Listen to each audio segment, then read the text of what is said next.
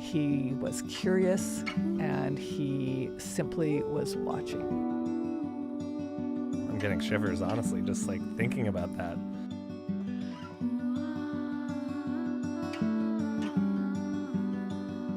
Most of us have had some type of relationship with animals, whether it's a pet or some type of metaphorical spiritual connection. But it's pretty rare to find that connection with a wild animal. Cheryl Alexander, however, did just that. Her extraordinary relationship with a lone wolf she named Takaya started modestly, but soon after captivated the world. In this episode, we talked to Alexander about her remarkable bond with this lone wolf named Takaya.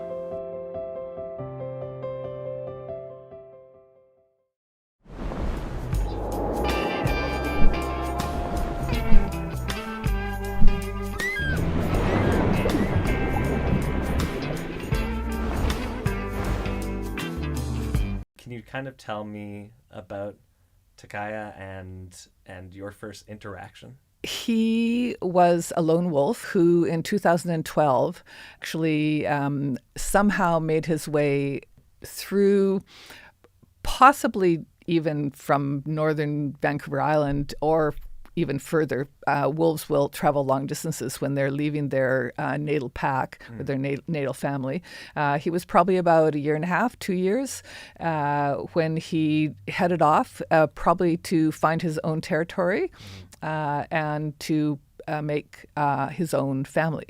And he traveled through I don't know about what happened before he got to the Saanich Peninsula, but in early 2012, around January, he was seen at the end of in Brentwood, and then which is the northern end of the Saanich Peninsula. He traveled down through Elk Lake. There were a number of sightings of him. There was some photographs taken of him, and then eventually he must have gone to the end of Tama Point and decided, for whatever reason, we won't ever know, to swim across the sort of 1.5 kilometer channel between here and the island archipelago where he ended up. And is this unusual?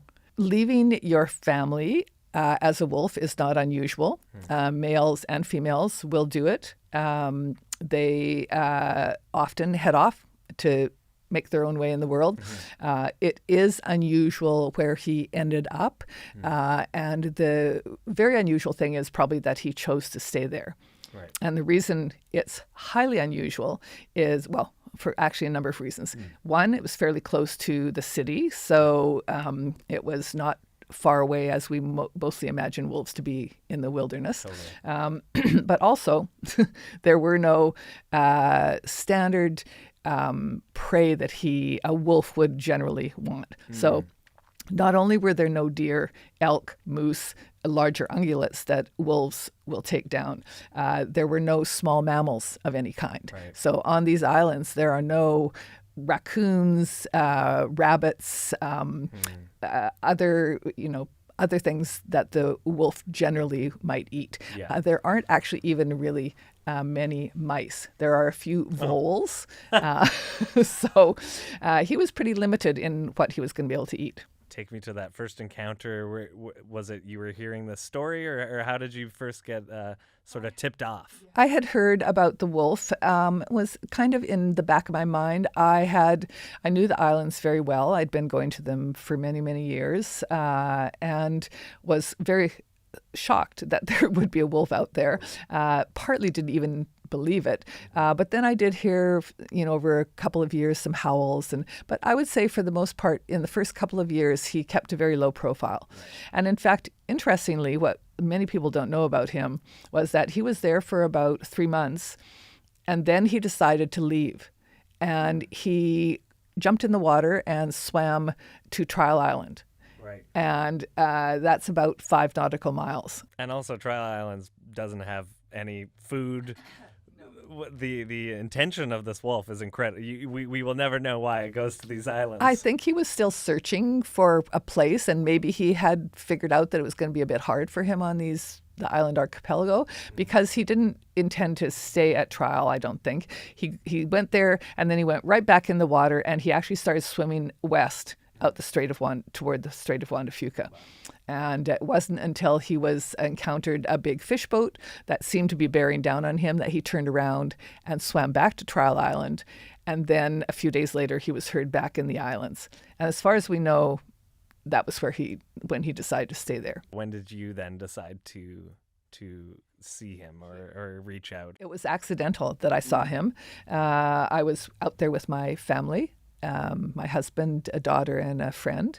And it was on Mother's Day, actually, in 2014, and we were drifting through the water in a boat. He had just swum across from one island to the other, and he was just getting out of the water on the beach. And holy crap, there's the wolf. And he then, as if to prove he was indeed a wolf, he disappeared right away, but then he was in the bush howling like crazy. And it was this incredible experience that was, it actually was so moving.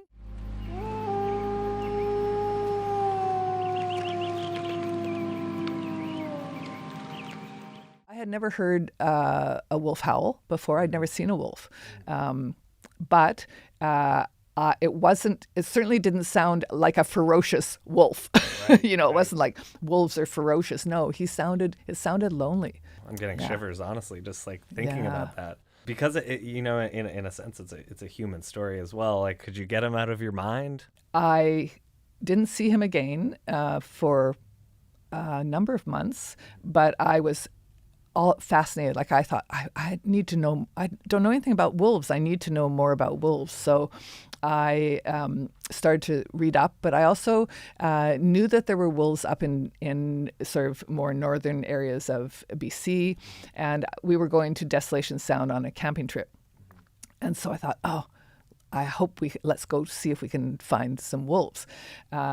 At that point, I didn't really understand how difficult it is to see wolves. Right. I said, let's go see some wolves.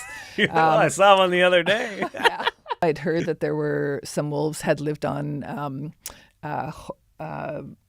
Cortez Island, and so went around Cortez, didn't see any wolves, of course, and hunted through the trails, and then that night camped on a little tiny island. I was awakened the next morning to wolf howls right beside my tent. Whoa. And it was the most amazing experience. Wow. It in the end, I ended up seeing there were 3 wolves. They were a family, and they did this amazing playing together and howling. And it really struck me how this one wolf on the island that I had seen was alone, and he did not have a family. And as I had begun to learn, wolves are very family oriented. They're intensely loyal. They're intensely loving, and they're good parents. And that is what they're designed to do, is to mate and have family. Yeah. So it got me thinking about this lone wolf, and I knew I needed to learn more about his life. I think when people hear that there is a bunch of wolves outside of your tent, I mean, I would immediately be a bit scared. Were you scared at all with these? Not at all. Really? Why not? I was just so excited and mesmerized by the very serendipitous experience that here I had come to want to understand more about wolves, and they had come to me. At some point, you grab your camera and you go and you meet the lone wolf that inspired it all. Can you take me through that experience? At first, I did not see him. Was not easy to find or to see, but eventually I did, and I had a very powerful encounter with him the first time after that howl, right. the howling incident. And I was actually hiking, and he came out right in front of me and just stopped and had looked into my eyes And I looked into his, and I just was taken in. It was such a powerful experience. And I felt no fear at all in that moment. There was nothing that gave me any indication that he was aggressive. He was curious, and he simply was watching. And that was kind of the start of my obsession with learning about his life and trying to understand it and trying to suss out how he was even living there. And at that point, he had been there for 2 years. In the end, he ended up staying for 8 years. Eventually, slowly, we developed a trust, I would say, an acceptance of each other. And it wasn't, for the most part, when I would see him, I would be in my boat. So there was a separation. Sometimes it would be on land. But he gradually, I think, learned that I was not a threat to him. And so he just would then carry on with his life. And I was able to then observe it, document it. First, I was just taking still photos, and then I decided it was so rich with new learnings about wolves in general, about lone wolves, that I should be documenting it, that I should be videoing it. So I started trying to learn to video. And at this point, are you still like a professor at UVic, or are you retired? No, I had retired, and I thought, if I'm going to do something significant in the world, I want it to be that I develop my skills as a conservation photographer, so that I can work toward better awareness of the significance and value of wilderness and of wildlife. So that it just came at the right time, when I had lots of time. I had had 3 children. I'd been super busy. I was a working mom. My kids were gone. My long-term career was finished, and this was an opening to something that seemed very special. Yeah, there's an interesting parallel, I guess, between, a lone wolf and then you going alone after a year of having kids and a career and going into a new life. Those 6 years, it wasn't that I was out there every day for 6 years, or even when I went out there, I wouldn't always see him. But I got better and better at understanding his patterns, and also at and this may sound strange, but at sensing where he was. Like, often when I would start to go out on my boat, I would just have a strong feeling of which island he would be on, because he could be on any one of a number of islands, which made it even more challenging to find him. And if he was inland, you'd never see him. Everybody knows like the stereotype of a lone wolf, but what did you learn about them, and was there something unique about Takaya? Lone wolves are generally wolves that are leaving their family, and often they're strong wolves that want to be their own dominant wolf, and so they have to leave their pack. They have to leave their family. Right. In a pack, there's kind of a hierarchy, correct? Yeah, and generally in a pack there will be a male and a female who will be what they call the alpha. They're starting to get away from that, but basically they are the leaders of the family. And you cannot, as another wolf, come up into that family and necessarily take over that leadership. So if you want to lead your own family, and if you want to procreate, you head off and you find your own territory, and you find a mate, and then you have your own family. Was there anything to suggest that Takaya may have been in a power struggle within a wolf pack or anything like that? No, we'll have never any idea really of what caused him to be alone or to decide to take off. Generally, I think the chances are it was just biological, that he was ready and off he went, because they will leave their pack at about the same age he was. It could have been, though, that his pack was destroyed in some way, that hunters or trappers had taken down his family and he was alone. It could have been that he didn't get along with his family and so decided to leave. There's lots of different possibilities. But interestingly, I have spent a fair amount of time over the past years up on Nootka Island. Yes. And there are a lot of wolves on Nootka Island, or at least there's at least 1 or 2 families. And from some video I have of those wolves, they look very similar to Takaya. Really? Yeah. And I wouldn't be surprised if he had not come from there. Interesting. Okay. Yeah.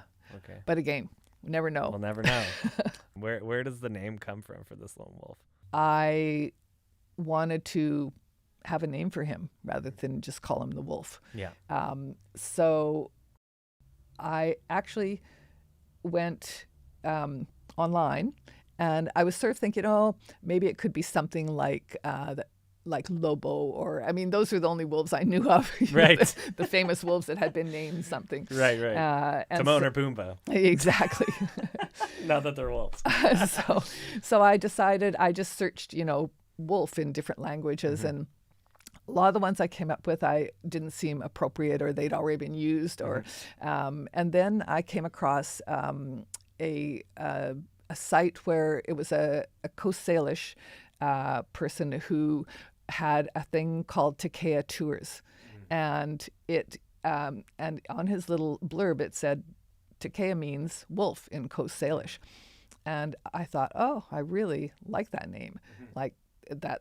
It looks nice. And so then I put it in and I searched a bit more, and I found out that it also was a Japanese word. And in Japanese, it means honorable one. And that for me sort of cinched it, because I have been very involved with the Japanese art of Aikido. Okay. And was very connected to Japan. Philosophically, I follow the tenets of Aikido. Okay. And so that I thought, okay, that's the name for me. Yeah. Aikido, what's Aikido? Aikido is a martial art. Oh, okay, cool. Yeah. Okay. It's like it's a more vigorous form, but it's not Tai Chi, and it's not karate, but it's another very traditional Japanese art form. Very cool. Yeah, Very cool. martial art. So wait, is it Takaya or Takaya? Am Well, I saying it wrong? No. I feel like some people say it. They do. Okay, and there's been both. I'm good with however people want to say it. So I guess the thing to know about the name for me is that I was only naming it for myself. Right. I wasn't naming it. I had no intention at that point of writing a book or doing a movie or anything. Totally. It was just something I was calling this wolf. Yeah. And to me, it honored the Coast Salish peoples who have been here for millennia, and it was where he lived. He was at the junction of the Salish Sea and the Strait. It was almost like he was the keeper of the Salish Sea. To me, he was like a sentry out there where he was positioned. The Songhees, whose territory the wolf was on, their word for wolf is very similar. It's called stakaya. I've heard that as well. My colleague Cam will say it like that. And so, any name anyone wants to call the wolf is fine with me. Yeah. That was just my very personal name for him. Not only were you enraptured by Takaya, and Victoria itself, the city, enraptured by it, but the world, like you said, you wrote a book about it. There's a BBC documentary. Tell me about that experience and how your passion for this lone wolf suddenly became the world's passion. That was wild and unexpected. So one of the things that transpired, after I had been observing him for a year or more, actually more, I decided I wanted to document him through film. And then slowly the idea percolated that it would be a super interesting film to share with people about his life. But I was really worried about exposing him to danger and to public eye.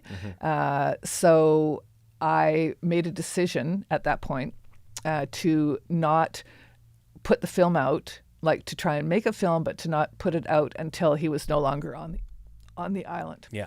Then something happened in 2016 that changed my mind and made me rethink that. And the thing that happened was, and you may have heard of this, there was a couple of hikers and with their young children went out and took their dogs out to the island, and they encountered the wolf. All of a sudden looked around and saw a wolf behind them. with their dogs. I think he was interested. He was definitely interested in the dogs. They freaked out, not knowing much about wolves. He wasn't. Later on they did say he wasn't being aggressive, but they freaked out. They climbed up on top of the lighthouse building out there, the abandoned lighthouse, Foghorn building, and they called for the rescue. And the Coast Guard came in, rescued them. The wolf had subsequently moved on, and but as a result of that, what happened was the parks and the authorities decided to close the park and also do an assessment about whether he was a danger to people. And what I learned was that there really was no way they had to do a proper assessment about whether he was habituated or not. Also, everything I had learned about him was that he was not in any way habituated. He was also not a threat to people, and he was doing well by himself. So they told me that they would, if they determined he was habituated, they would kill him. Wow. And it was at that point that I thought, you know what? If he's going to be protected in any way, it's going to have to be through public understanding of him and awareness, Right. and that then there will be a chance to fight for his life. Yeah. So that changed. That's when I decided to go ahead and try and do the film. We'll be right back with more of the interview. But before that, if you're on YouTube, make sure you click like, subscribe, and hit the bell. A little goes a long way. If you're joining us on Optic TV, make sure you check us out on YouTube. It's Island Sound and Story. I worked with about 3 different filmmakers over a number of years, none of which worked, and for various reasons. And then I I thought, well, I don't know much about filmmaking. I need to learn more, and I need to learn about that world. So I went to the Jackson Hole Wildlife Film Festival, which is like the Academy Awards of wildlife filmmaking. Okay, cool. It's down in Jackson. Yeah. And there I met, everyone who has to do with, Everyone's so cool. everyone goes there. Yeah. And including Nat Geo and all the big nature ones, yeah. From the States and also from Canada. And I met serendipitously a really great producer from England. And she got really enthused and excited about the story. And over the next couple of years, between the two of us, we worked to develop a co-production with the British production company and Canada. Wow. Yeah. And we made the film, and it ended up being made under David Suzuki, The Nature of Things. Yeah. And the really exciting thing was that it also was eventually awarded a Canadian Academy Award for Best Science Nature Documentary, which I was really thrilled about. Yeah. And the film came out just toward the end of 2019. In your mind, why do you think people are so fascinated by Takaya? I've thought about this a lot because a lot of what has happened has been a big surprise to me. People's reactions, the passions that people have expressed about him, the tributes that started to come in. It started right after the film was released. So the film was released before my book came out. So it was what people knew of his life, and it captured people's imagination, I think. And it also, I think people were inspired by him. By his resilience, by his uniqueness, by his will to survive in a very unusual situation. And so I received the first painting done as a tribute to him from someone after it came out on BBC in the UK, and a woman who lived in Southampton, and she said, "Is it okay if I send you over this painting? Because I just felt compelled to paint him," and I was blown away. I thought, wow, yeah, that'd be great. Well, subsequently, still people are painting tributes to him, and I received hundreds of paintings from many countries around the world. From it was aired in France and Germany on Arte, and people also, I think, started to see it online. And paintings from places like Lithuania and Egypt and France and England and Germany and Australia and the U.S., across the U.S. And not only paintings, but all kinds of other tributes were created, artistic tributes. And the other thing that's been fascinating is tattoos. Yeah. People have been getting tattoos. I just received 2 tattoos in the last week of people, pictures of tattoos that they have made on their body in honor of Takaya. Amazing. So there's something that captured, I think, something deep in people. Maybe a desire to connect with the wild in the world. Maybe a desire to understand being alone, as we all struggle a bit with the, with a state of aloneness. And coincidentally, and maybe not coincidentally, COVID started just after this. So I think that caused more people to have this very poignant feeling about Takaya. And about his life, and then subsequently about his death. So, and there's a parallel there between, Takaya being so near to industry or human nature, and yet being so alone, that I think is a dichotomy that I can relate to. It's like that classic maxim: you can be surrounded by people in a room but still feel really lonely. And I think when I think of Takaya, that's kind of where my mind goes to. And there's a freedomness to him, and there's also like some shackles. I think it stirs a lot of poetry in your mind when you just think about his presence, which is so amazing that you were able to connect with him on this big, deep level and share that with the world through your documentaries and books. The documentary itself, what was the process like? Did you film him? How long was it? What did that look like? Well, I filmed him over quite a number of years. I started actually videoing in, I think it was 2015. A lot of it was not very good. I didn't really know what I was doing. I had a small camcorder. Wow. I didn't start off doing it thinking even I would make a film. I just was wanting to capture some of the action. Yes. We started trying to plan it, I think probably in 2018, working through, but a lot of the footage in the documentary is mine. Because again, it wasn't that easy for them to bring a film crew and go out to the island and think that they would see the wolf. That just didn't happen.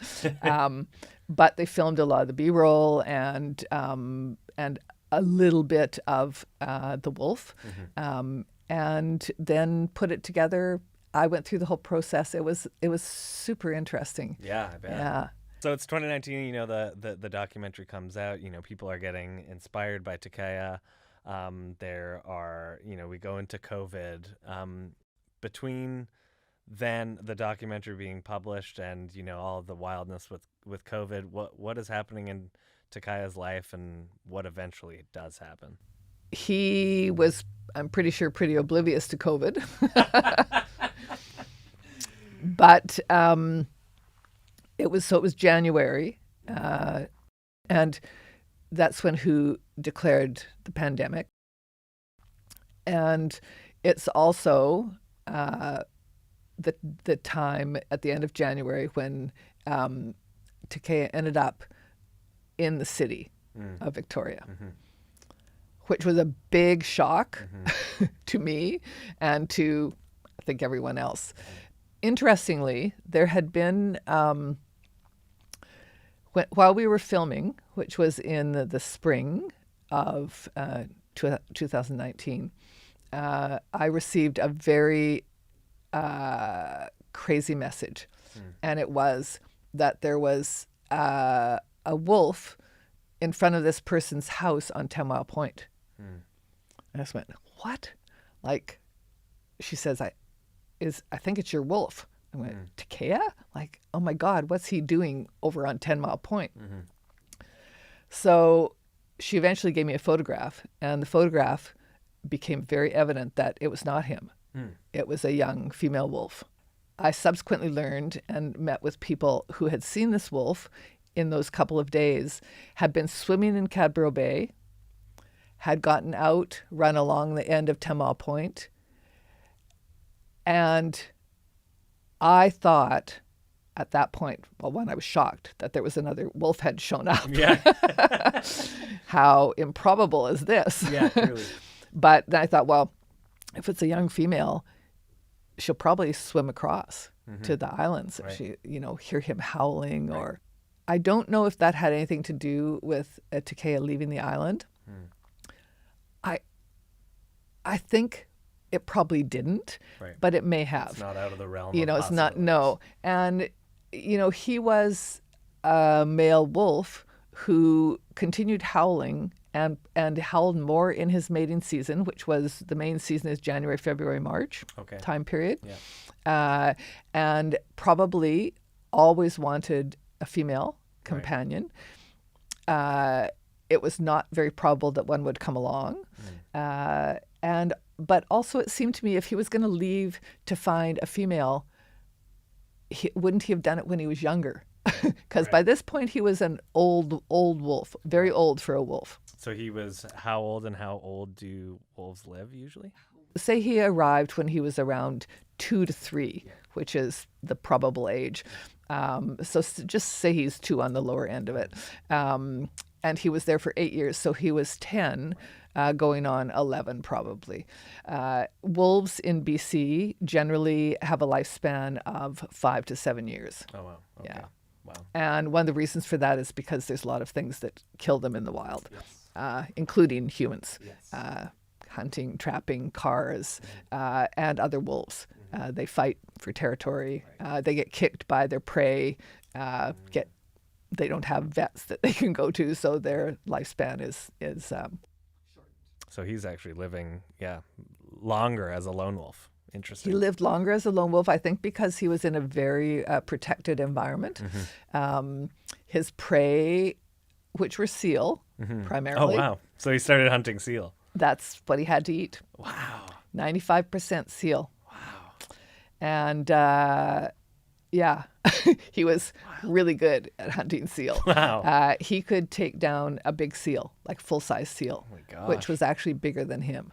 Oh my gosh. Yeah, and they're very vicious. So it was quite incredible. Yeah. He also sometimes caught river otter. And I saw him go after mink, but I'm not so sure if he ever really caught them or not. They're very hard, very fast. Yeah. So yeah, that was his prey. Right. A few reasons why he may have left. Maybe some people said, oh, he was maybe hungry. But I don't think that is the case. He had very successfully fed himself for 8 years on the island. He didn't have any problem with that. He was very healthy. I have some trail camera footage of him just a day or so before he ended up in the city, and he was just carrying on like normal. He looked good. And another possibility is that something scared him off the island. So there was a hunter who used to go out there and hunt ducks illegally. If he hunted or shot too close to Takaya, maybe it freaked him out. Another possibility is he swam, I think, every day back and forth between all these islands. And some of the channels in between the islands were very huge currents, like 5-knot currents. And so he was very good at knowing how to navigate them and when. But what if he made a mistake? One time, and it was very stormy. It was end of January. Lots of storms, winter storms. Maybe he got swept away. He would have ended up in Oak Bay and couldn't get back. Right. So there's lots of options of options. Maybe why. Yeah. So anyway, we'll never know that either. But he ended up in downtown Victoria, and for 2 days he roamed the streets as if he was on a mission. And I imagine his mission was to get the heck out of there. Right. Yeah. 'Cause that's not a friendly place to wolves. He was on the sidewalks, he was down the streets. Yeah. People have videos of him. He didn't go after dogs or people, or he didn't even look at people. It was like he was just moving. The conservation officers were called in, police were tracking him, and it was decided to not kill him, which they normally would do with a large carnivore in the city. I mean, there was a big public outcry on social media, don't hurt the wolf, make sure you protect him. So that was good. What wasn't good was that they opted to not take him back to his territory and his home. He was an old wolf. He had lived there his whole life, and he was put in an area when he was dropped at the top of a logged out hills out in Port Renfrew.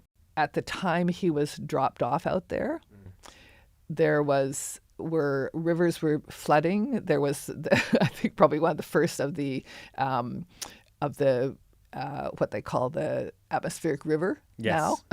Yeah. And it flooded, I think it was in the Souk River, and it killed a couple of people that washed their car away. So that was when he was dropped off above the Gordon River, which would have been in serious flood, and would have also been in serious flood with logs and trees coming down. And the reason I'm saying this is because after he was killed, the vet that examined him said he had 10 broken ribs on one side of his body. Oh my gosh. And he had managed to survive. They were healing. So they had likely happened shortly after he was dropped off. And it's probably very likely and most probable that it was something he either was in the river, got pushed into a log jam, or fell with some logs in the forest. So I don't know if you ever had a broken rib. No, not a broken rib. I have a broken wrist. So I've had a broken rib, and it is so painful. Like you can hardly breathe. So for a wolf to have 10 broken ribs on one side of his body, and also to have to hunt for himself and to try and figure out, he was far away from seals. Yeah. Which he had been Which hunting. is what he hunted. And all of a sudden now there's elk out there and deer and other wolf packs who will not treat him kindly, and trappers and hunters. Wow. So it was probably one of the worst places they could have dropped him. Anyway, he survived. And I won't go into all the details, but I ended up finding out where he was. And he had made it down to a road just outside of Port Renfrew. And I think he in the 2 months, so this was from the end of January to the end of March, he figured out how to survive, he figured out how to eat, and he healed. And by the end of that time, I think he was ready to try to go back to his home. Wow. And I think he was trying to do that. And the reason I think that is because he was reported then to have gone 50 kilometers from Port Renfrew as far as Souk. Right. So he actually made it into Souk. Yeah. He then turned around and went back to Port Renfrew. And I believe the reason he turned around was probably because he encountered there are wolf packs out in Souk. Right. And the wolves will be very careful to avoid territory already claimed by other packs. So he may have run up against those territories, which they define by scent primarily. And so anyway, he turned around, and he was 1 day in Port Renfrew, and then he went the other way across toward Shawning Lake, again 50 kilometers. If you look at the map, that's directly to the Saanich Peninsula, where he actually had initially traveled through to Right. That is actually one of the closest routes for him to get back to his home. Right. Okay. Anyway, he didn't, as we know. He encountered a trophy hunter who's a cougar hunter, and came out of a culvert. The trophy hunter had dogs, and I think he probably came out because he saw or smelled the dogs and was standing watching, and this hunter decided to pull his gun out and shoot him just as he was standing there from about 15 meters. Wow. Yeah. Yeah. So, And that was it. Tragedy. That's the. I mean, I would say that's the story of Takaya, but his story has lasted. He's more of an emblem now. He's more of a symbol, I guess. Yeah, he became an icon. Yeah. For wolves. He's become a symbol for the power and beauty of wolves, and the possibility of coexisting.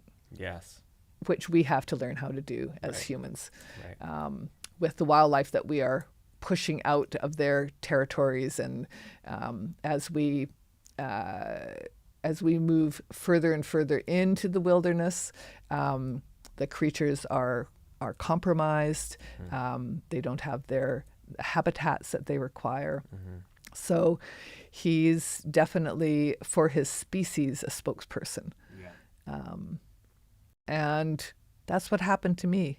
Yeah. I became, didn't know I was going to, but I turned from a, passionate lover of wilderness, of wildlife, of this wolf, to being so angry and so distraught at the regulations that allow the recreational killing of wolves, and at the attitudes that people have toward wolves. And so I turned into an wolf activist. Yeah. And I'm it has occupied me for the past almost 5 years now. Yeah. And it's called, fittingly, Takaya's Legacy. Yeah.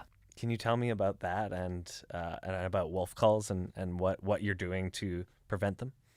What I have been really focused on is stopping or having recreational killing of wolves examined. The wolf call is different in that it's done by the government, ostensibly to protect the mountain caribou. I don't agree with it either. I think wholesale slaughter of wolves like that is not acceptable. It's not productive. There are a lot of reasons, so we don't have time to go into that. Yeah. But recreational killing of wolves is condoned in BC, is legal, and is even encouraged sometimes by the Conservation Service. So that is what I have felt that we need change in regulations. Currently, wolves, any hunter with just a standard hunting license can kill up to 3 wolves on Vancouver Island without any permission whatsoever. And in most of BC, it's an unlimited number. Wow. Trappers can trap unlimited number of wolves. There is no special tag that anyone has to take out to kill a wolf. You need a tag to kill a bear. You need a tag to kill an elk, a deer, but not a wolf. Right. Even though we don't have a good handle on the population of wolves even, and what the normal population should be in our wilderness areas. Right. And they're an essential apex predator. So they maintain the health of the ecosystems that we rely on. So my focus was really on pushing for an examination of those regulations that allow that. And one of the things that, lots of things happened. And it wasn't just me. There were lots of people jumped on that as this isn't okay. Right. So there was municipal initiative to, and all the municipalities on Vancouver Island voted and agreed on a resolution to ask the provincial government to review the regulations. Right. They never did that. Really? No. There were community organizations who got involved and generated postcard campaigns and taking to the legislature. We had an online petition signed by over 50,000 people demanding that. No response from the government. Wow. And the other thing that happened was there was the joyful legacy of Takaya with all of the art. And so local couple of wonderful people who have the Eagle Feather Gallery, they had actually seen Takaya when he was in the city and were very impacted. And as most people were, whoever saw him, there was just something about him that shifted something in people. They had, for 3 years, we had the Takaya International Arts Festival, and which raised money for organizations who are conservation nonprofits who are trying to educate and fight for the rights of wolves. Yeah. So there have been a lot of things happen, still continuing. There's a big social media presence. I still, on a now weekly basis, get contact from people who want to talk to me and find out what they can do and how they can help. It's been inspiring. And so his legacy just continues to grow, and I hope it continues to grow more, that he's not forgotten, that his life was taken unnecessarily and in a horrible way and tragically. It devastated me. I mean, it was, I can't even begin to tell you how I just couldn't comprehend that this is what people do when you're looking at this absolutely beautiful, healthy creature who's done nothing to you. And so I learned about trophy hunting. It's not a nice world. I started to get involved with trophy hunting, stopping trophy hunting, period. You know, why do we, in this day and age, why do we allow trophy hunting? Yeah, it seems like the real trophy is the photographs and these stories, honestly. That's the trophy. Yeah, if you need a trophy, do it differently. How you can shoot, not shoot. Yeah, absolutely. Because it's such an amazing story and it's inspired everyone, and you were, you know, the one that did this all for so many people. It's like Takaya's presence was a gift, but you being there was also a gift to people. Did you ever think when you first heard that howl on that boat on Mother's Day that you would be, to this day, talking about Takaya? Never in a million years. It was an evolving passion, and it's been a huge gift in my life. And I am thankful every day that I had that connection and that I have been able to share it. And I am also incredibly grateful at the thousands of people who have contacted me and said how grateful they are that I have shared it with them. So I feel like, I guess in a way, that's my legacy, because I grew to love this wolf and admire and be inspired by him, and to be able to convey that to other people has been fabulous. So yeah, I would never in a million years, when I heard that howl, I knew something had happened to me, but I couldn't have told you what it would mean. If you'd like to check out Cheryl's work with Takaya's legacy, to learn more about her advocacy against wolf calls and trophy hunting, visit takayaslegacy.com. This episode was produced, hosted, and edited by me, Ryan Hook. Additional production from Eric Hinch at House of Owl. Special thanks to TELUS Storyhive, who powered the episode. We'll see you next time.